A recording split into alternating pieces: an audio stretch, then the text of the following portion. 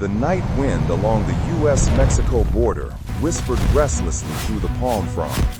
A thick fog blanketed the narrow dirt road leading into the San Luis area, where the darkness was so dense it seemed to swallow every sound. Through the mist, an unmarked column of armored vehicles moved slowly, operating in complete blackout. Inside the cabins, men in coyote-colored tactical gear, their faces grim, focused intently on tactical maps. They did not yet know that in just a few hours, they would become witnesses to one of the most audacious U.S. Special Operations campaigns of the 21st century. The operation was codenamed Eagle Dawn, the dawn of the Great Eagle. It was not a war but an armed humanitarian mission, planned in complete secrecy after months of preparation. The goal was to rescue over 8,000 American citizens illegally held captive in a complex nicknamed The Show. Located deep within Mexican territory, the area was constantly referred to by the host government as a special autonomous economic zone. But in reality, it was the capital of transnational cybercrime and human trafficking. Everything began when the digital economy boomed. A series of fraudulent companies posing as technology investors in Southeast Asia emerged. They advertised high-paying jobs, international environments, and easy visas. Thousands of Americans, from software engineers and financial specialists to recent college graduates, were lured in. But when they arrived in Mexico City, their passports were confiscated, their phones seized, and after a single overnight drive, they vanished. Their final destination was Ciudad Seca, a ghost city of high-rise concrete towers. It was surrounded by electric razor wire, surveillance cameras, and armed guards. Inside, they were forced to work 16 hours a day for international scam rings, impersonating investment advisors, bank specialists, and cryptocurrency brokers. Anyone who resisted was beaten. Anyone who defied orders was locked in dark, windowless rooms. Some went missing without a trace. U.S. intelligence estimated that at least 8,400 U.S. citizens were being held in severe conditions, subjected to forced labor, and compelled to participate in money laundering and online fraud schemes. Families in California, Texas, and New York continuously sent pleas for help. Some received desperate text messages from loved ones. "Mom, I'm held captive. They're beating me. Please save me." But upon contacting the embassy, the only response was, "We are monitoring the situation." Mexico remained silent. China denied any involvement, and the United Nations stated there was no concrete evidence regarding the complex. A mysterious video was circulated on the social media sites Reddit and X. 10 U.S. citizens knelt in the concrete yard, their bodies covered in wounds. Behind them, men in mock military uniforms, speaking a mix of Chinese and Spanish, held electric cattle prods. The video lasted 2 minutes, ending with a fragmented scream and a black screen. It went viral for several hours before being deleted from most platforms. But it was too late. Millions of Americans had seen it, and they were outraged. Major news networks simultaneously ran red headlines: "Americans tortured in Mexico. What will Washington do?" Protests erupted outside the White House, with citizens holding signs reading, "Bring them home." Political pressure mounted fiercely. Congress called an emergency hearing, questioning the state and defense departments. But Mexico maintained its silence, refusing to allow any international investigation teams access to the Ciudad Seca complex. That evening at the White House, President David Reynolds chaired a closed-door meeting of the National Security Council. The CIA presented a classified report.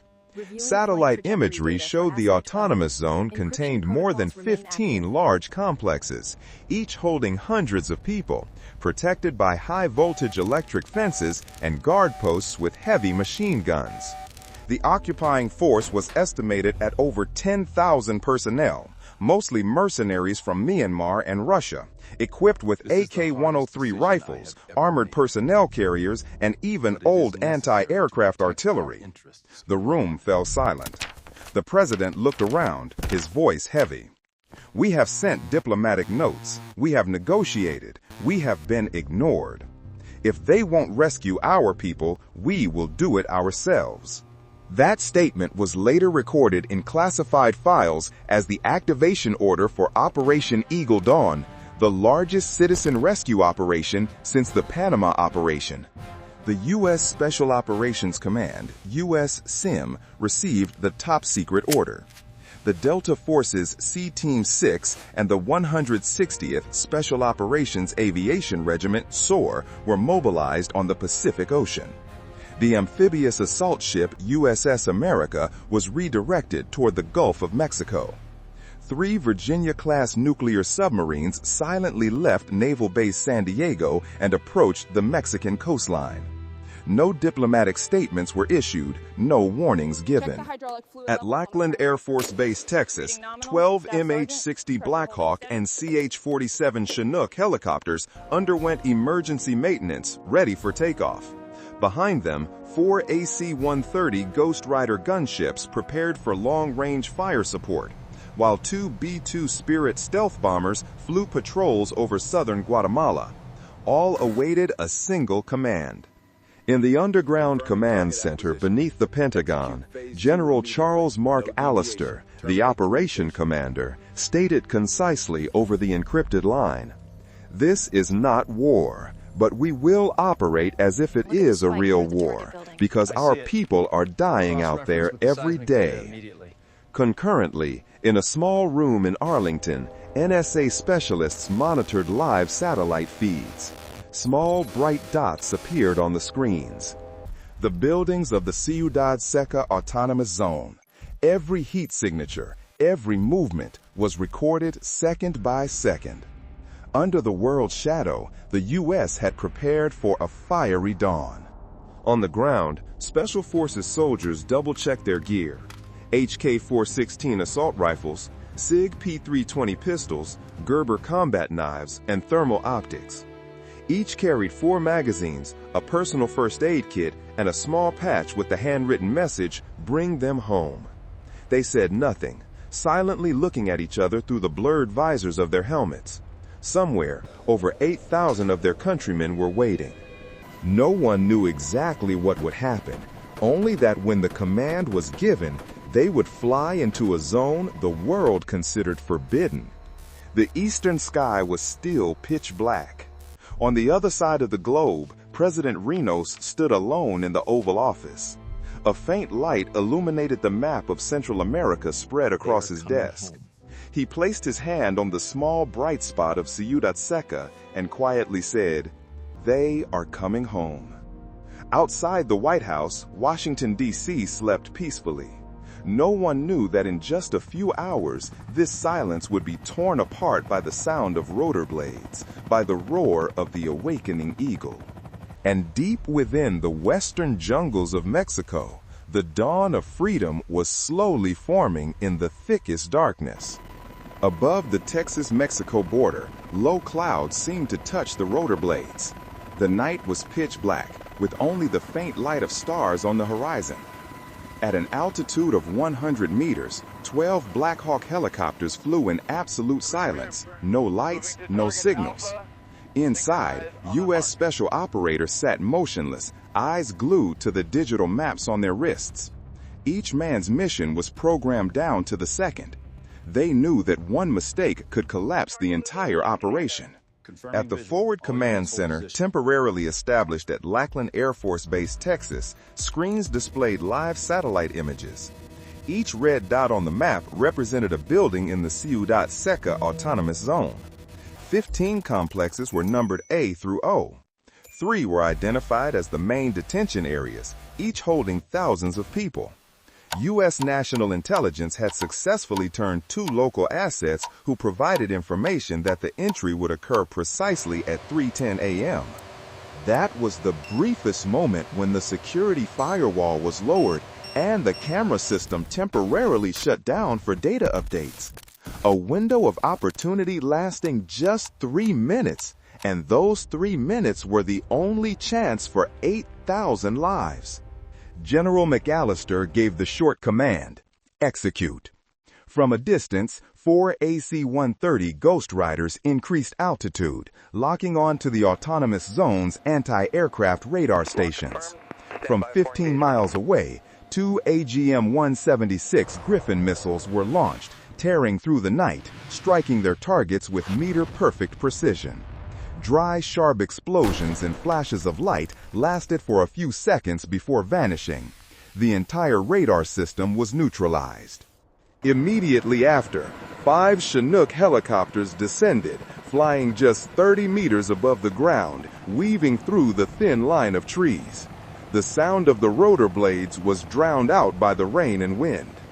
Delta Force's Alpha team was assigned to Building A, identified as the main detention center for over 2,000 people. Bravo and Charlie teams advanced toward Complexes B and C, where victims were subjected to forced labor. Meanwhile, C Team 6 was responsible for the eastern wing, housing the gang's command center. 3 minutes passed like a countdown to life and death. When the wristwatches flashed 3:10, the helicopters simultaneously dropped altitude. Ropes were thrown down, and groups of operators fast roped silently to the ground like ghosts. The Mexican night was only filled with the sound of falling rain and wind. A group of guards had just enough time to look up before being silently eliminated with suppressed fire. U.S. Special Forces moved into Building A. The 20-centimeter thick steel doors were breached with C4 explosives, sending up smoke and dust. They poured inside, their suppressed HK-416 rifles and thermal optics blazing brightly in the darkness. The guards returned fire frantically, but without night vision, they shot blindly in panic. Delta Force rounds were precise and decisive. 15 minutes later, the ground floor was secured. The second and third floors were filled with screams and running footsteps. The hollow-eyed detainees trembled, unable to believe their eyes when they saw the small American flag patch on the soldiers' shoulders. A woman sobbed, "It's them! They really came!"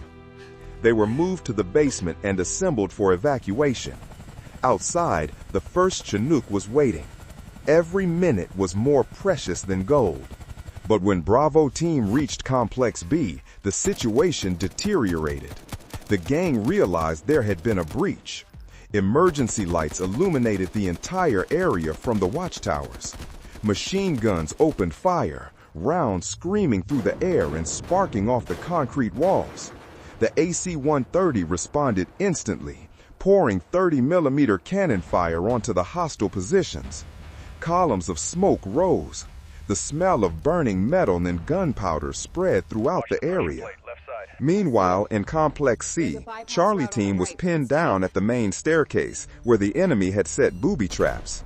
An explosion collapsed part of the floor, injuring 4 soldiers. The team leader, Captain Harris, ordered no retreat. Using C4, they breached the wall, opening a path to the adjacent corridor, continuing to advance through the darkness and smoke. They found over 300 people held in locked rooms, hands bound, eyes blindfolded. Many couldn't believe they were being rescued and only wept. Outside, C Team 6 had reached the command center. This was the most heavily fortified building, 40 stories high, the nerve center controlling all security and communication systems. As they set foot on the ground, flares from the east shot into the sky, illuminating the entire complex. A barrage of explosions erupted. Mercenary groups counterattacked fiercely with RPG launchers. One round struck the tail rotor of a Black Hawk delivering ammunition, causing it to burst into flames like a torch in the night sky. The pilot managed to eject and was rescued by a recovery team outside the hot zone. The battlefield became a maze of smoke and fire. Hold your positions. We will not leave anyone behind. The message instantly transmitted to every unit. No retreat. Delta Force, C Team 6, and the forward medical teams worked together as a single organism. Under heavy fire, they breached every door, dragging out every person. In total, over 2 hours, more than 4,000 people were rescued. But then, a critical situation occurred. Intelligence reported that the Mexican army had begun moving. Approximately 5,000 soldiers and 20 BTR-80 armored personnel carriers were en route to Ciudad Seca. Estimated time of arrival was 40 minutes.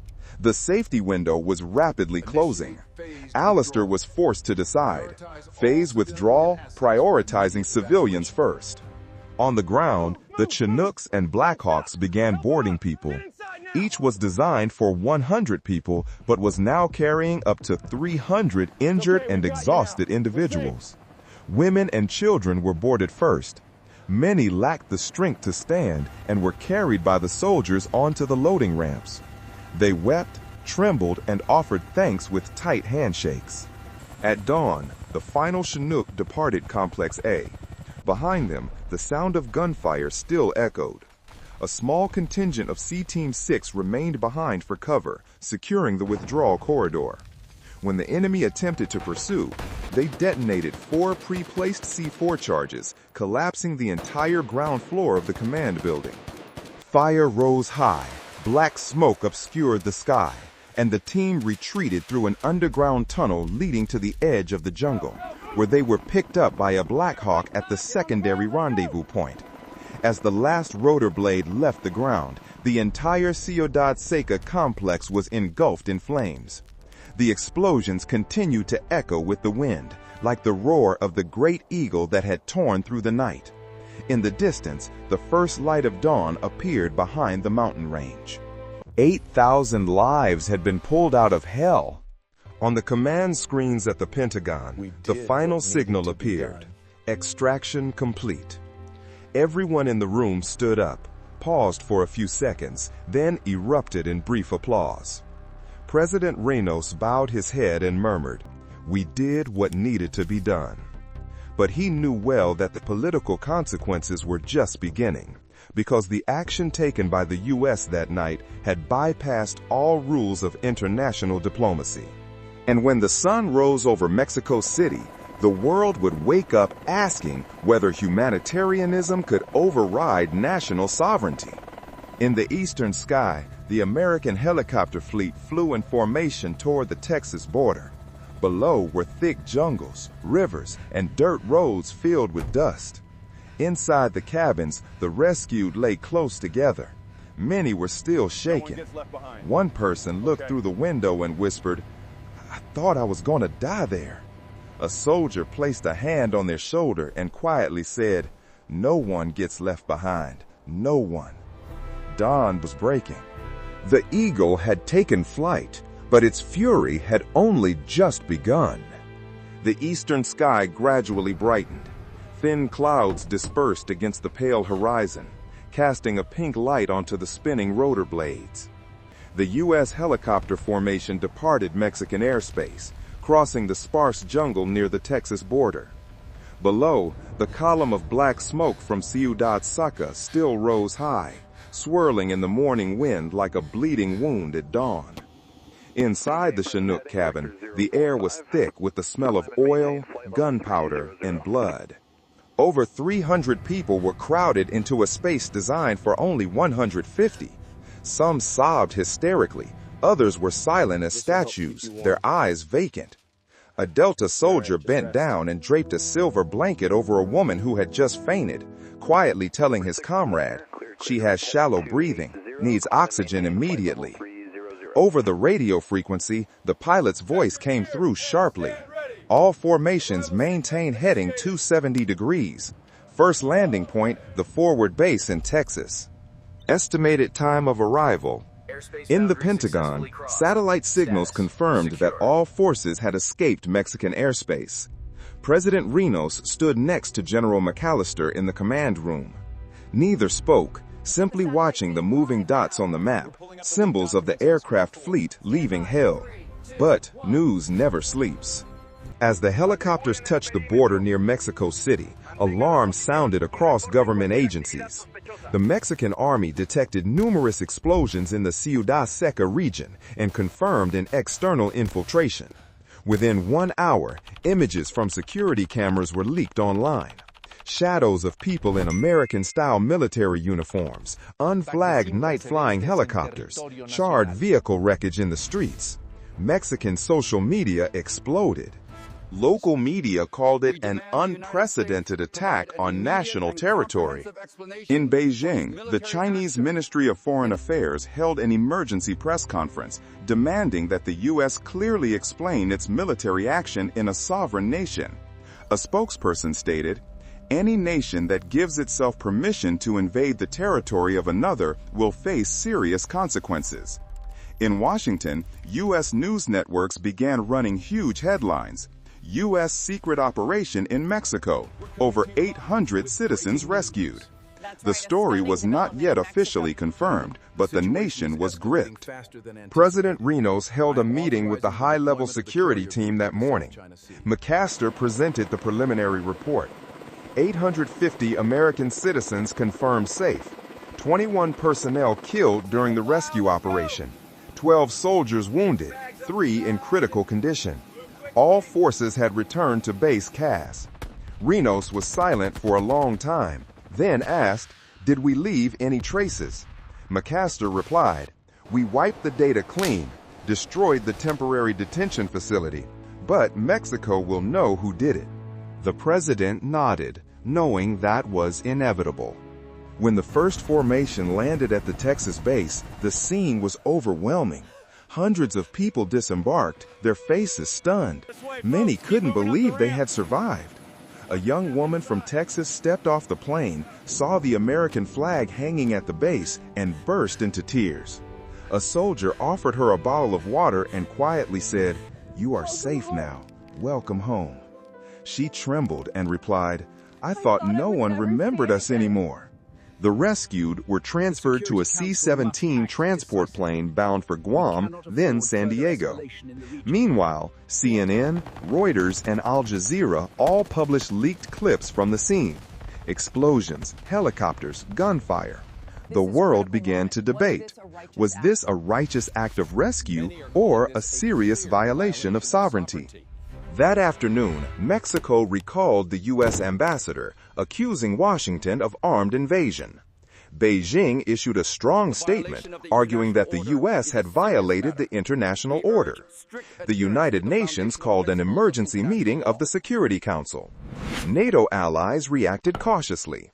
Some European leaders offered quiet support, calling it a necessary humanitarian act, but none dared to speak publicly. In Washington, an unscaffolded press conference took place at 1900. Behind the podium was the U.S. flag. 2 flags swayed gently in the air conditioning. President David Reynolds stepped out. The room was silent. He looked directly into the camera, his voice deep and clear. U.S. citizens are not commodities to be bought and sold. When a nation fails to protect people on its own soil, we will act. Last night, we saved thousands of Americans from illegal detention. We do not apologize for protecting our citizens. That statement spread across the world in just minutes. On U.S. social media, millions shared the speech along with the hashtag #NoOneLeftBehind. Many called Rinos the president of action. But in the Americas, public opinion was divided. Some OAS nations worried about a dangerous precedent. If everyone used the pretext of rescuing citizens to deploy troops, what would happen to the regional order? Back on the Mexican battleground, smoke still covered the skies of Ciudad Seca. The Mexican army deployed over 10,000 troops to cordon off the area, seizing hundreds of bodies and abandoned weapons. In the wreckage, pieces of aluminum and electronic components marked with English lettering were found. Evidence showed that the weapons used in the attack had Western origins. Local television channels called it the Eagles Massacre. However, amidst the smoke and fire, there were other voices. An interview circulated on Mexican social media showing a Filipino worker who had just been rescued speaking through tears. "If it weren't for them, we would have died there. I don't know who they were, only that they wore the American flag on their shoulders." The words silenced many. At the CAS base, General McAllister walked past the long line of rescued people awaiting medical examination. They sat on the ground, wrapped in silver blankets, their eyes still fearful. You're safe now. A military reporter quietly asked, "Do you think we crossed a line?" McAllister replied, his voice hoarse, "A line? Perhaps. But when you hear a child pleading over the radio, you realize there are lines worth crossing." During the night in Washington, the president's advisors worked around the clock. Outside, nations prepared their diplomatic responses. In his private room, Reynolds looked at a photo on his desk. The picture showed a family reunion at the airport, a mother hugging her emaciated child after months of being missing. He sighed, knowing that his decision had opened a new era, an era where humanitarianism could touch the boundary of war. The next morning, the first planes carrying U.S. citizens landed in San Diego. Hundreds of people waited outside with flags, flowers, and tears. When the plane door opened, a young woman stepped out, holding a small flag high in her hand. The crowd erupted. Cheers of USA, USA rang out. On live television, the announcer choked up. They have returned. On the other side of the ocean, Mexico remained in crisis. A series of investigative reports emerged, exposing the international crime network behind the Ciudad Seca autonomous zone. Under international pressure, the government was forced to launch a sweep operation, arresting hundreds of suspects. But global opinion no longer focused on who was arrested. They spoke of only one thing: the United States had acted. In the Pacific Ocean, the amphibious assault ship USS America cut through the waves, heading out to sea. The sea air was salty and heavy with the smell of oil. Special Forces soldiers stood along the railing, watching the rising sun. A young officer quietly asked, "We did the right thing, didn't we?" The commander softly replied, "Sometimes right and wrong are separated by a single life." And that night, we saved 8,000 lives. The sun rose brilliantly, casting a golden light on the ship's hull and the waving U.S. flag. The storm had passed, but political currents churned beneath the calm surface. Everyone knew that when a nation dares to cross a border for its citizens, the world will never be the same. The sky over New York was overcast, thick clouds swirling around the massive glass buildings of the United Nations. Outside the main gate, hundreds of reporters jostled, microphones held high, cameras flashing continuously. The emergency session of the UN Security Council officially began. Topic: the unilateral military action of the United States in Mexico. Inside, the atmosphere was thick, like the calm before a storm. The Chinese ambassador rose first. Her voice was clear, the words rigid. "We strongly condemn the United States' infringement of sovereignty. No nation can unilaterally send troops into the territory of another, regardless of the reason. This action undermines the international order and poses a threat to regional peace." The room fell silent. Cameras panned toward the U.S. delegation. U.S. Ambassador Richard Coleman calmly adjusted his microphone, responding with a steady, steely tone. "Mr. President, if you had seen what we saw, thousands of people detained, beaten, and forced into slave labor, you would understand why we could not stand by. The United States did not attack Mexico. We rescued our citizens. And if a nation cannot or will not protect people on its territory, we will do it." Whispers ran through the meeting room. Representatives from France, the UK, and Japan exchanged glances. No one spoke up. Russia smiled faintly, pushing the microphone aside, adopting an inscrutable attitude. The debate lasted 3 hours, and no resolution was passed. The council was split into 2 factions. One viewed the U.S. as violating international law. The other saw it as an unprecedented humanitarian act. Simultaneously, in Washington, the domestic reaction shifted.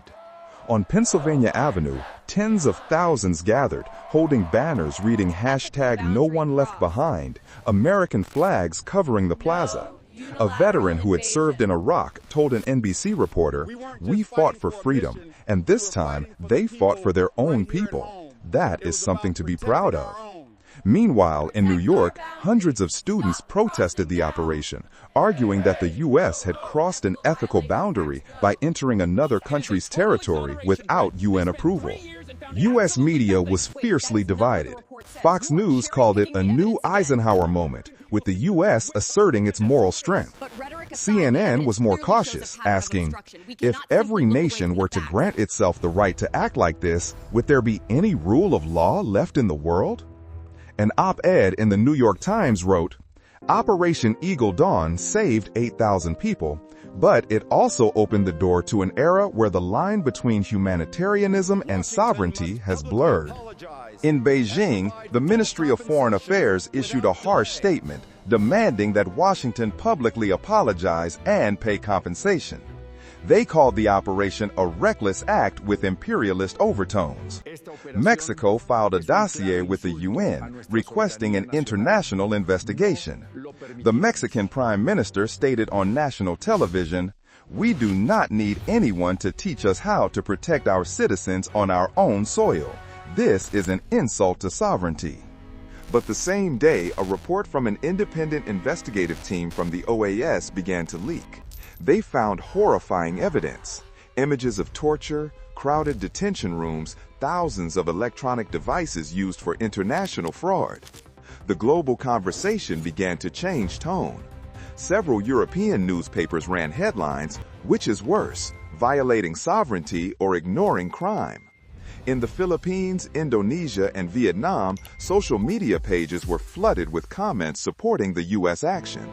One person wrote, "If they didn't do it, who would save those people?"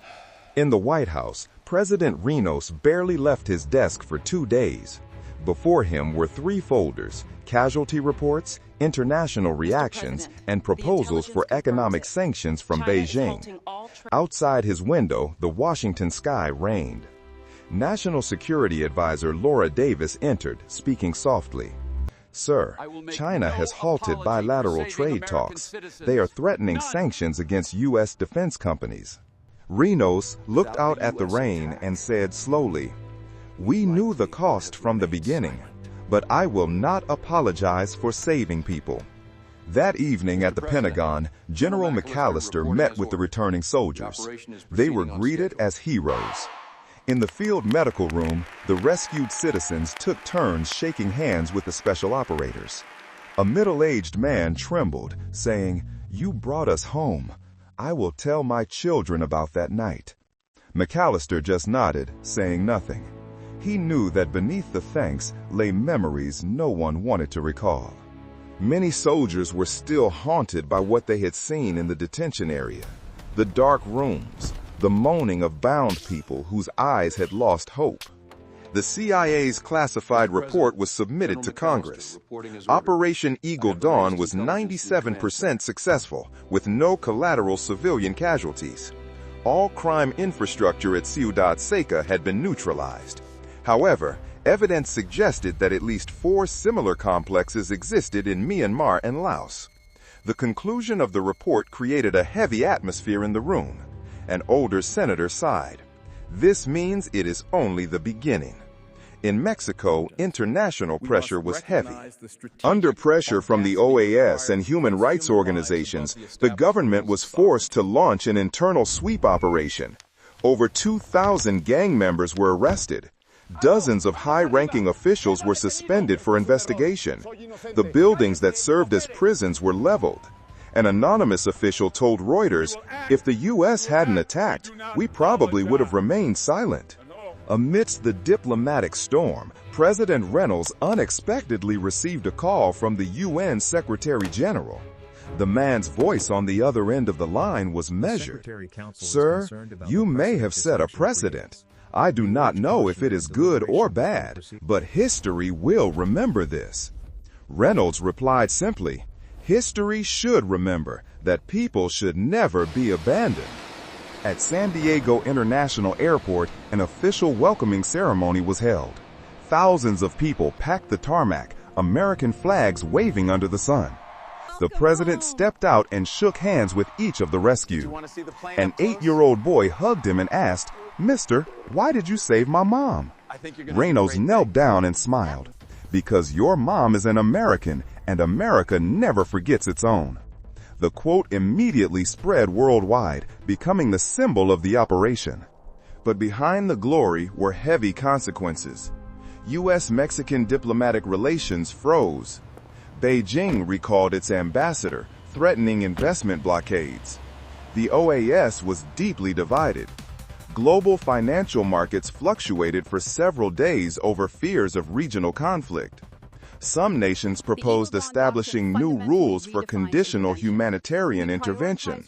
Scholars called it the Eagle Dawn Doctrine, a doctrine that prioritized humanitarianism over sovereignty. In his speech at the West Point Military Academy late in the month, Reynolds concluded with a sentence that brought the audience to their feet in applause. "We did not choose the time to be righteous. We only chose not to ignore what was wrong." Eagle Dawn is not just a military operation. It is a reminder that America does not bow to crime and never abandons its people. The applause thundered. Outside, the autumn wind carried the first cold air, and somewhere in the Pacific Ocean, waves still lapped against the hull of the USS America. Young soldiers leaned against the railing, looking toward the horizon. One whispered, "We might be criticized, but we saved people." The one next to him replied, "Sometimes being right doesn't require agreement." The sunlight bathed the sea in gold. The dawn had passed, but its echoes still burned in the hearts of those who had seen hell and brought people back from the darkness. The morning in Washington was cold and misty. The weak sunlight filtered through the gray clouds, illuminating the White House dome. 3 weeks had passed since Operation Eagle Dawn, but its repercussions still covered the world like a relentless wave. On headlines, the stories of the U.S. Rapid Rescue still dominated the front pages. Eagle Dawn, the 72-hour operation that changed the global rules. In the Oval Office, President David Reynolds sat at his desk. On the desk were 3 thick files: humanitarian reports, international reactions, and the latest intelligence briefs. In the corner of the room, a map of Central America was marked with red dots: the Ciudad Seca autonomous zone and 4 other areas the CIA suspected of having similar models in Myanmar, Laos, and the Philippines. Rai looked at the map for a long time, his gaze troubled. He knew the war against crime had won a battle, but was not yet over. The door opened. General Charles McAllister, the commander of Operation Igadan, entered with the stern air of the military. He placed a report on the table and said briefly, "Sir, all soldiers have returned to base safely. 12 injured are out of critical condition. 850 citizens are confirmed safe, none are missing." Reynolds nodded and replied softly, "Good. They did what the world thought was impossible." In that quiet moment, the 2 men, representing the worlds of politics and the military, understood that history had just turned a page. Outside, American public opinion still simmered. Major news networks reported hour by hour. On the plaza in front of the White House, people raised flags and shouted the slogan, #NoOneLeftBehind. Families embraced and wept as they saw loved ones appear on television. A mother in Texas recounted through tears, "I don't care who condemns them. I only know that my son is home and alive." Many veterans posted thanks on social media. This wasn't just a military operation. It's a reminder that America keeps its promise. But amidst the pride was an unprecedented diplomatic storm. Mexico formally cut off part of its bilateral relationship, recalled the U.S. ambassador, and demanded a UN investigation. China held a press conference, calling Washington's action a serious violation of international law. Russia was silent, but its media channels continuously aired images of the U.S. night-flying helicopters with a cynical commentary. This is American justice. Conversely, in Japan, South Korea, Australia, and the Philippines, leaders expressed understanding and shared Washington's rationale, though they did not state it publicly. Some Southeast Asian governments began quietly reviewing the autonomous economic zones within their territories. The UN Security Council convened an emergency meeting. The large room was bright with lights and packed with cameras. The Chinese ambassador stated, "No nation has the right to unilateral intervention with force. This is a dangerous precedent." U.S. Ambassador Richard Coleman stood up and countered, "We do not apologize for saving our people. If a government cannot or will not protect people on its land, we will not stand by. Sovereignty cannot be a shield for crime." The statement caused a moment of silence in the room.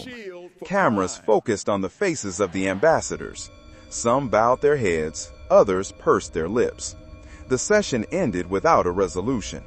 The UN was divided, but outside, hundreds of protesters gathered, raising banners that read, "Humanity above politics." In Washington, President Rennes stepped up to the podium for a press conference that afternoon. He wore a gray suit without a tie, his voice calm yet firm. "We do not seek conflict, but we will not stand idly by when our citizens are detained, beaten, and deprived of freedom. Operation Eagle Dawn is not just a rescue mission. It is an affirmation that America does not abandon its own." Immediately, the statement spread across the world. In just a few hours, the hashtags #EagleDawn and #NoOneLeftBehind hit over 1 billion interactions across social media platforms. In international forums, people began calling this the Eagle Dawn Doctrine, a doctrine written not by treaty, but by action. Domestically, the Department of Defense held an official welcoming ceremony at Andrews Air Force Base. As the plane carrying the soldiers and the rescued citizens landed, hundreds of people waited with flags and flowers. An elderly woman embraced her returned son, unable to speak. A child ran up and hugged his father, shouting, "Daddy's home!" Tears, laughter, and applause mingled. That evening, President Reynolds returned to the Oval Office. After a long day of meetings with advisors, the yellow light illuminated the wooden desk. He opened a drawer and took out a photo, showing the rescued citizens on the deck of the USS America, wrapped in silver blankets and smiling in the dawn light. He looked at the photo for a long time and quietly said, "This is the true meaning of power, not to dominate, but to protect." Off the coast of the Pacific Ocean, the USS America was still temporarily anchored, awaiting orders to return. Night fell.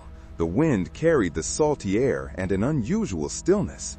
A group of Special Forces soldiers went out onto the deck, sitting by the railing, gazing at the horizon. A young soldier spoke up. "Do you think the world understands us?" The commander smiled, his eyes distant. "It doesn't have to. It's enough that we understand.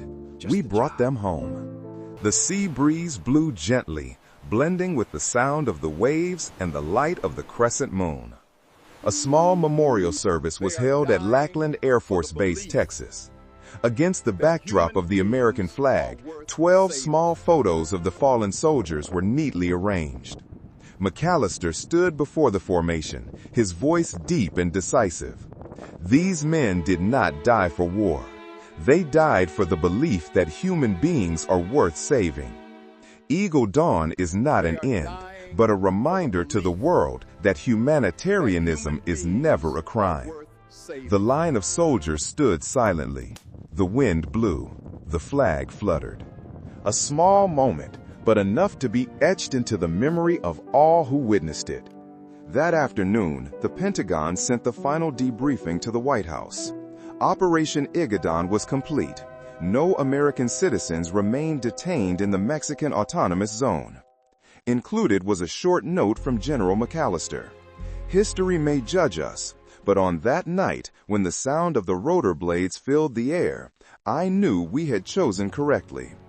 As the sun set over Washington, Reno stepped out onto the White House balcony. The red sunset dyed the sky golden. He closed his eyes and took a deep breath. Half a world away, thousands of people were returning to normal life thanks to his decision made weeks ago. An advisor stepped out and whispered, "Sir, the international media is still fiercely debating. Some call you a hero, others call you reckless." Renos only smiled softly. "They can call me whatever they want, but when a child is reunited with their mother, there is still hope in this world." The sky darkened. The city lights reflected on the White House windows. Somewhere far out at sea, the metal eagles of America continued their patrol, silent but proud. Eagle Dawn had closed, but its spirit lived on like a small flame in the global storm, a flame of humanity, courage, and the promise that no one is left behind.